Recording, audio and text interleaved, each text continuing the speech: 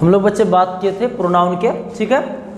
Pronoun के type आपने पढ़ा था, और प्रोनाउन के टाइप में आपका एक बड़ा इंपॉर्टेंट कॉन्सेप्ट चला था demonstrative pronoun. Are you getting this? Saurabh बात समझ पा रहे हो ना? डेमोन्स्ट्रेटिव प्रोनाउन चला था। फिलहाल सौरभ का ये शायद आपका छूट गया है। Are you getting it? आपका छूट गया है। तो आपने पता था कि आपके पास केवल दो ही वर्ड थे, एग्जैक्टली दो ही वर्ड थे, दिस और दैट। इनके प्लूरल फॉर्म पे जाते थे, दीज और दोज पे, ठीक है। तो आपके कुल मिला के 4 वर्ड्स आ जाते थे। और बड़ी समस्या ये थी कि यही सारा वर्ड जो होता था, ये सारा वर्ड्स जो है डेमोन्स्ट्रेटिव प्रोनाउन भी कंसिडर किया जाता है और डेमोन्स्ट्रेटिव एडजेक्टिव भी कंसिडर किया जाता है। लेकिन पिन पॉइंटेड बात आपको बता दी गई थी कि डेमोन्स्ट्रेटिव वर्ड के बाद अगर हेल्पिंग वर्ब आ रहा है तब आपका जाके बन जाता है वो डेमोन्स्ट्रेटिव प्रोनाउन। अगर इन सारे वर्ड्स के बाद नाउन आता है तो आपका बन जाता था डेमोन्स्ट्रेटिव एडजेक्टिव।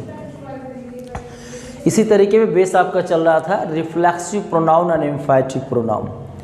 रिफ्लेक्सिव प्रोनाउन का गेम स्टूडेंट्स आपका चल रहा था कि यानी ऐसे प्रोनाउन जो सेल्फ और सेल्फ्स वाले थे। लेकिन प्रॉब्लम ये थी कि यही सारा जो है जितना प्रोनाउन है एक जगह पे रिफ्लेक्सिव प्रोनाउन के रूप में वर्क कर रहा था और दूसरी जगह इंफिनिटिव प्रोनाउन के रूप में। तो कॉन्सेप्ट हम लोगों ने देखा था कि रिफ्लेक्सिव प्रोनाउन सेंटेंस के लास्ट हिस्से में कवर होता था। आपने कहा I did this work my self. अब यहाँ कोई पिन पॉइंटेड आपसे बात पूछ ले कि यहाँ माई सेल्फ क्या है, तो आप निश्चित रूप से कह दीजिएगा this is the last portion of the sentence, so definitely this is the reflexive pronoun.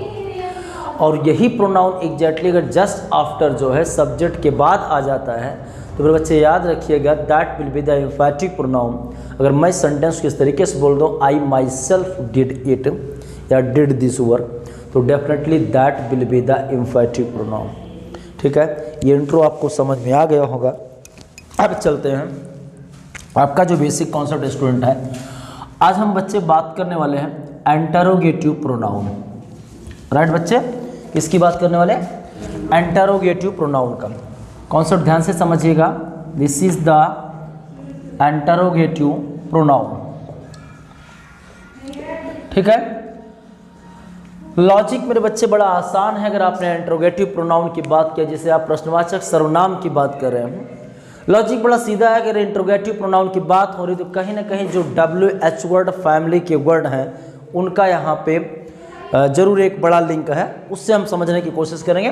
लेकिन दो चीज़ों को मेरे बच्चे ना एक साथ लेके चलेंगे, इंटरोगेटिव प्रोनाउन और relative pronoun. Are you getting my point? Interrogative pronoun और रिलेटिव प्रोनाउन, इन दोनों को आपको साथ लेके चलना पड़ेगा। क्योंकि याद रखिएगा जितना भी इंटरोगेटिव प्रोनाउन होता है, यानी जो WH वर्ड आपके सीरीज के वर्ड है, WH फैमिली के जो वर्ड है, ये सारे के सारे स्टूडेंट आपका इंटरोगेटिव प्रोनाउन भी जाके बनता है। और याद रखिएगा यही सारा वर्ड्स जो है रिलेटिव प्रोनाउन के रूप में भी फ्रेम होता है। Are you getting it? Interrogative words के रूप में भी, मतलब जितना भी WH वर्ड है वो सारा का सारा इंटरोगेटिव प्रोनाउन भी होगा और रिलेटिव प्रोनाउन भी होगा, ठीक है। आइए समझते हैं कैसे। WH वर्ड फैमिली के जितने भी आपके वर्ड्स होंगे आपको पता है, राइट। आप व्हाट की बात करो, व्हेन की बात करो, ऐसे टाइप में जितने भी है, ठीक है, ठीक है। जितना भी WH वर्ड आपका है, like that, where, why, how, right, etcetera मार दिया, राइट। इसका मतलब है यही सारा वर्ड्स, यानी जितने प्रकार के, मैं बार बार रिपीट कर रहा हूँ स्टूडेंट, बात समझिएगा कि जितना भी आपका WH वर्ड है ये दो दो तरीके का सेंटेंस फ्रेम करेगा। एक स्टूडेंट इंटरोगेटिव प्रोनाउन के रूप में और दूसरा यही चीज एग्जैक्टली जाके रिलेटिव प्रोनाउन भी बनेगा, है ना। Get the second point, this will be the relative pronoun. Are you getting this? Relative pronoun concept समझते चलिएगा। यही मेरे बच्चे क्या जाके बनेगा? रिलेटिव प्रोनाउन बनेगा। तो कुछ बेस होते हैं, उनके बेस के माध्यम से हम समझने की कोशिश करेंगे। आइए समझते हैं बच्चे। याद रखिएगा जो हैक्स इसके अंडर आप फॉलो करेंगे, WH वर्ड आपको मिल जाए, इसके जस्ट बाद स्टूडेंट अगर आपको HB का फ्रेमिंग मिला, right student, HB means helping verb, इसी को आप ऑक्सिलरी वर्ब भी कहते हैं। उड़ तो नहीं रहा, आराम से सेट हो पा रहे हो ना, बट कोई WH वर्ड मिला, इसके जस्ट बाद स्टूडेंट आपको कोई ना कोई ऑक्सिलरी वर्ब मिल रहा है। कहने का मतलब है कि अगर आपको हेल्पिंग वर्ब मिल रहा है तो याद रखिएगा स्टूडेंट, आपका जो लॉजिक बनेगा जाके ये WHO वर्ड स्टूडेंट क्या बन जाएगा, इंटरोगेटिव प्रोनाउन बन जाएगा। राइट बच्चे, ये क्या बन जाएगा, इंटरोगेटिव प्रोनाउन बन जाएगा। Are you getting?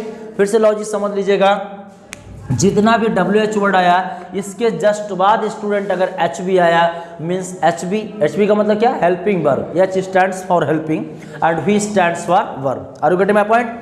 समझते चलेंगे। तो WHO वर्ड के बाद अगर स्टूडेंट हेल्पिंग वर्ब आया तो सीधी सी बात है, अगर यहाँ स्टूडेंट में सेंटेंस लिखा who are you, right student, this is the sentence before you, who are you. हाँ बच्चे याद रखिएगा, लास्ट में सेंटेंस के लास्ट में आपको क्वेश्चन मार्क मिलेगा। राइट स्टूडेंट, लास्ट में क्वेश्चन मार्क मिलेगा। और सेंटेंस टाइप की बात करेंगे तो that sentence type will be the interrogative sentence. Right, that sentence will be the interrogative sentence. और पिन पॉइंट बात किया जाए तो that interrogative sentence will be the second type. Right, WHO word type जाके बनेगा। चूंकि इंटरोगेटिव सेंटेंस को भी आपने दो पार्ट्स में डिवाइड किया होगा, एक आपका जो हम लोग जब टाइप ऑफ सेंटेंस की सीरीज चलाएंगे तो वहाँ इस बात को समझेंगे कि इंटरोगेटिव सेंटेंस होते हैं, इस पर ठीक है, नॉर्मल कर दूँ।